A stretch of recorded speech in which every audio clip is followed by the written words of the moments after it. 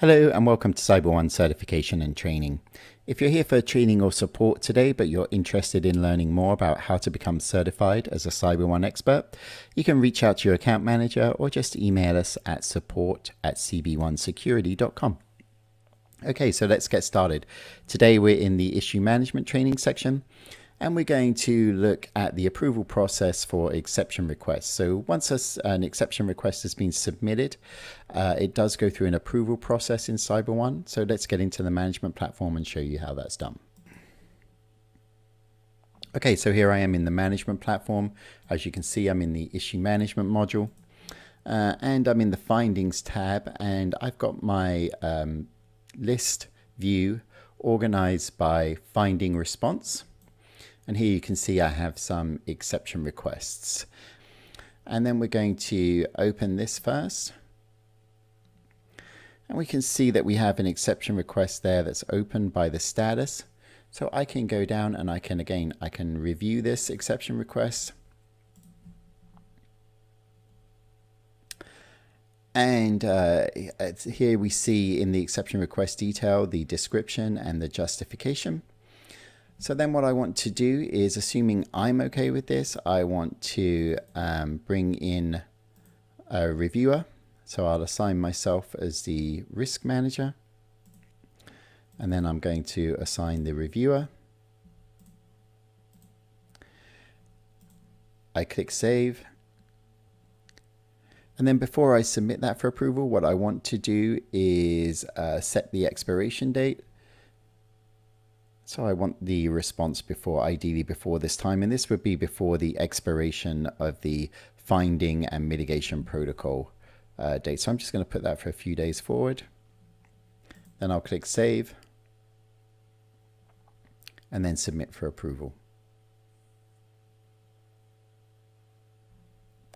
There you'll see my record was submitted for approval, and that will trigger a notification to the reviewer that an exception request has been submitted for their approval. And let's just show you quickly what that looks like. So if I go to my reviewer here, their inbox, you can see there that here the exception request has been submitted for review, and they can either click on this link to go back in, and that'll take them directly into the platform to the record that we were just looking at. And now they can grant or reject the extension. So down here in the exception. So down here in the approval history, they have the option to reassign this to somebody else or approve or reject it. So if we just click on reassign here, let me just show you how that works. So reassignment means then I can send this back to somebody else to approve. Then I can send it back to Charlie and say, I don't.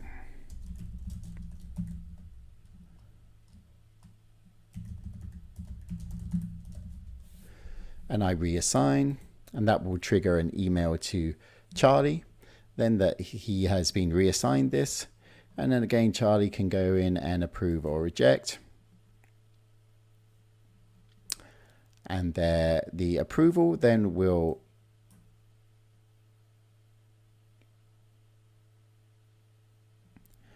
show in the status.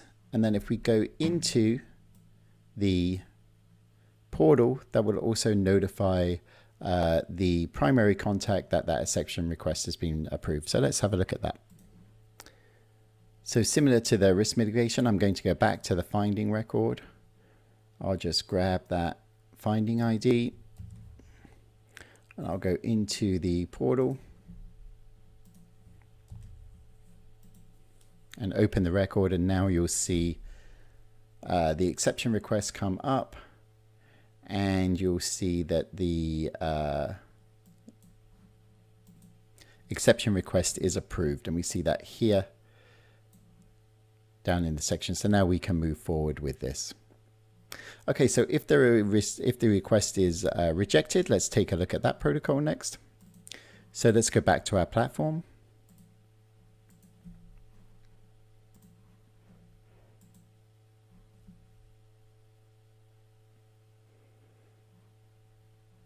And we'll take another open exception request. Here now I'm in the exception request tab. You can also see them from here.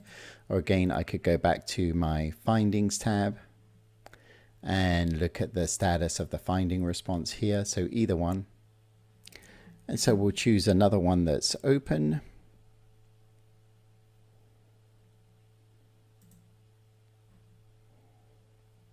And this time we're going to go to that exception request plan.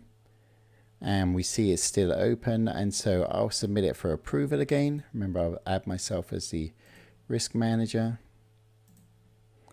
and then the reviewer. I put that expiration date.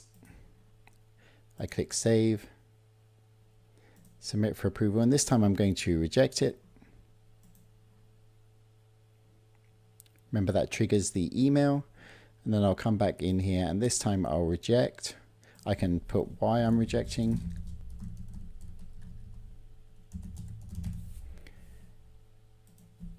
And then select reject. And that creates the status as rejected. And again, that will notify the primary contact that the exception request has been rejected, and the next step will be to resolve that risk in some manner, either by creating another finding and going through the mitigation process again, or resolving the risk, and that's done with the risk manager.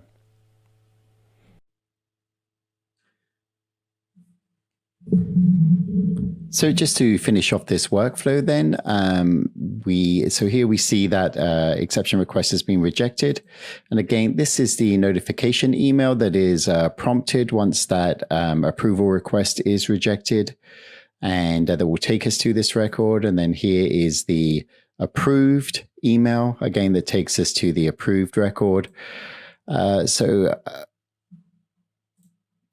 So the system communicates all along the way with the primary contact or the risk manager as appropriate to let them know the status of the mitigation exception request workflow. And so then our final point then is once the exception request is ready to be closed, we have two options effectively as we're coming up to the due date. We can, if we're not able to complete the mitigation plan by the exception request due date, then we can request an extension. And again, just submit that extension detail, add the date of the desired date of the extension.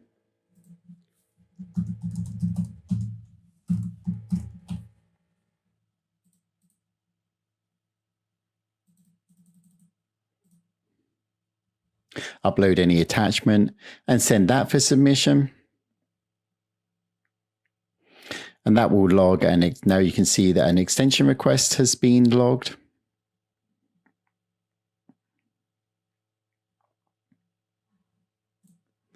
And we can see that now has been submitted as an extension request. And that extension request will then go through the same protocol as the exception request. It must be submitted for approval and granted. And if it's not granted, then the risk must be resolved in similar fashion to the exception request.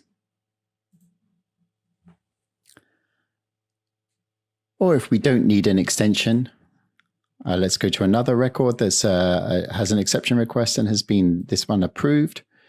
And we are able to resolve the risk in the time. We simply click resolve risk. We put our description here, how we resolve the risk. And then we add the date, acknowledge. Again, the fair warning is always for CyberOne. And we click submit. There, that shows us closed. And so now if we go back to the finding record in the platform, we can search for that finding. And here we see that the